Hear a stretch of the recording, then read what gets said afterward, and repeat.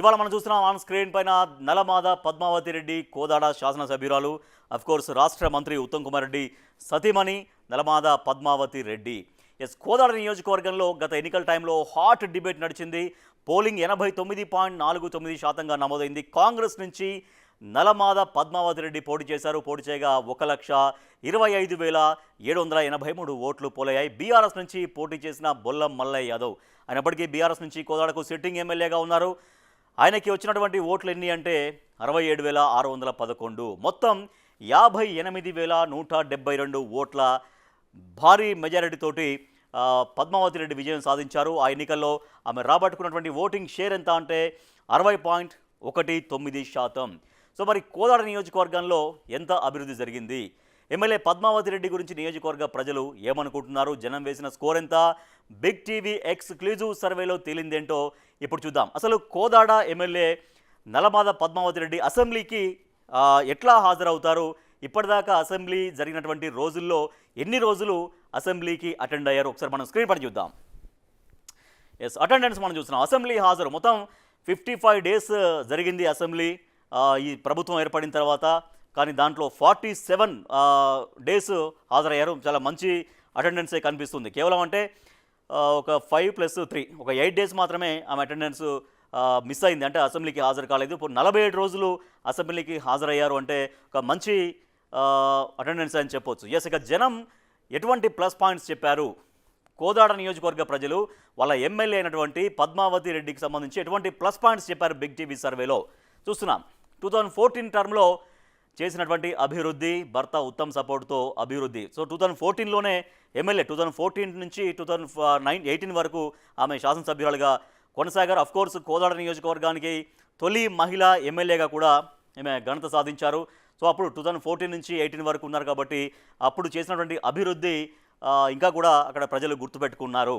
భర్త ఉత్తమ్ కుమార్ రెడ్డి సపోర్టుతో అభివృద్ధి కొనసాగిస్తున్నారు. రాష్ట్ర మంత్రిగా ఉన్నారు కాబట్టి ఆయన. అలాగే సెగ్మెంట్ అంతా కూడా పర్యటనలు చేస్తున్నారు. క్యాడర్ నుంచి ఎమ్మెల్యేకు సపోర్ట్ వస్తుంది, ప్రజలకు శ్రేణులకు అందుబాటులో ఉంటారనేటువంటి ప్లస్ పాయింట్స్ కనిపించాయి. నెక్స్ట్ ప్లస్ పాయింట్స్ చూస్తున్నాం. బాలాజీ నగర్ తాండా సబ్స్టేషన్ ప్రారంభం, కోదాడలో బస్టాండ్ పునర్నిర్మాణం పైన చర్చలు, చిల్లకూరు బీటీ రోడ్ల నిర్మాణానికి చర్యలు అనేవి ప్లస్ పాయింట్స్గా మనకు కనిపిస్తున్నాయి. నెక్స్ట్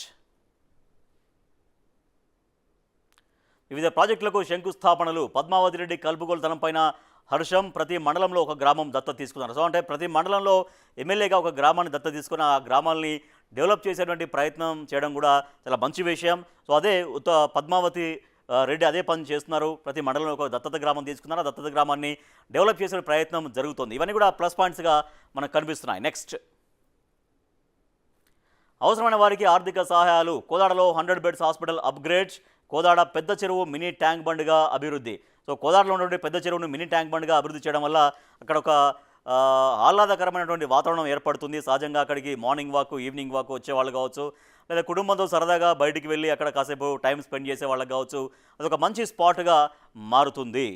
ఇంటిగ్రేటెడ్ స్కూల్ మంజూరు, తర్వాత కోదాడ మండలంలో 33/11 kV సబ్స్టేషన్ నిర్మాణం అనేది పూర్తి. తర్వాత కోదాడ మండలంలో R&B రోడ్ల అభివృద్ధి జరగడం అనేది కూడా ప్లస్ పాయింట్స్గా కనిపిస్తూ ఉన్నాయి. Next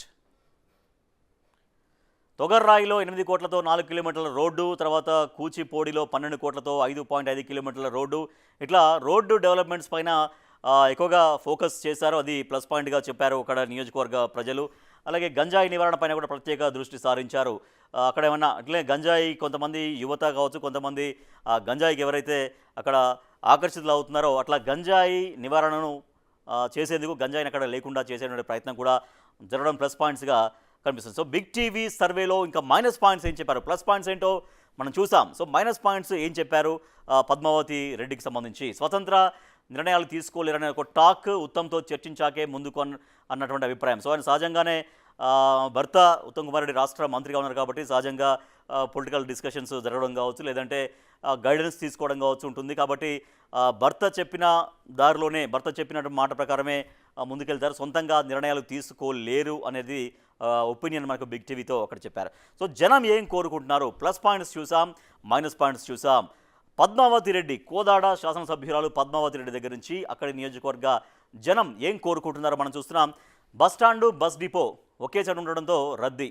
so bus stand bus depot రెండు ఒకే చోట ఉండడంతో ఆ బస్సులు డిపోలకు వెళ్ళడం రావడం బయటికి రావడం తర్వాత అక్కడ ఆ, మామూలుగా సాధారణ బస్సులలో వెళ్ళేటువంటి ప్రయాణికులకు అది కూడా ఒక రకమైన ఆటంకంగా ఉంది అని చెబుతున్నారు. అలాగే బస్సులు రోడ్డుపైన ఆగడంతో ట్రాఫిక్ ఇబ్బందులు ఎదురవుతున్నాయి. వెంటనే కొత్త బస్ స్టాండ్ నిర్మించాలి కోదాడలో అనేది జనం కోరుకుంటున్నారు. నెక్స్ట్, మోతే మండలంలో ప్రభుత్వ డిగ్రీ కాలేజీ కావాలి, తాగునీటి సమస్యలు తీర్చాలి, మిషన్ భగీరథ నీళ్లు సరిగ్గా ఇవ్వాలి. మిషన్ భగీరథ నీళ్ళు అనేవి ప్రతి ఇంటికి ఇవ్వగలిగితే అది ఇంకా పాజిటివ్ పాయింట్గా ఉంటుంది. అది రెగ్యులర్గా సరఫరా చేయాల్సినటువంటి ఆ, కార్యక్రమాన్ని కూడా సక్సెస్ఫుల్గా చేయాలి. సో మనం చూసాం ప్లస్ పాయింట్స్ చూసాం, మైనస్ పాయింట్స్ చూసాం, జనం ఏం కోరుకుంటారో చూసాం. సో ఇప్పుడు బిగ్ టీవీ సర్వేలో వచ్చిన రిజల్ట్ ఏంటో మనం చూద్దాం. రిజల్ట్ స్కోర్ చూస్తున్నాం. అనుకూలం 55%, వ్యతిరేకం 20%, తటస్థం 25%. ఒకసారి మనం చూస్తే అనుకూలం ఎక్కువగానే కనబడుతోంది, వ్యతిరేకం అయితే తక్కువగానే ఇప్పటికీ కనబడుతుంది, తటస్థం కూడా 25. సో ఈ తటస్థాన్ని డెఫినెట్గా మనం అనుకూలంగా మార్చుకోవడానికి అవకాశం ఉంటుంది. కాబట్టి సో ప్రజలు మీ నుంచి ఏమైతే కోరుకుంటున్నారో, ప్రజలకు మీరేమైతే హామీలు ఇచ్చారో ప్రజలతో మరింతగా సత్సంబంధాలు నెరపాల్సినటువంటి అవసరం ఉంటుంది, ప్రజల డిమాండ్లు నెరవేర్చాల్సినటువంటి అవసరం ఉంటుంది.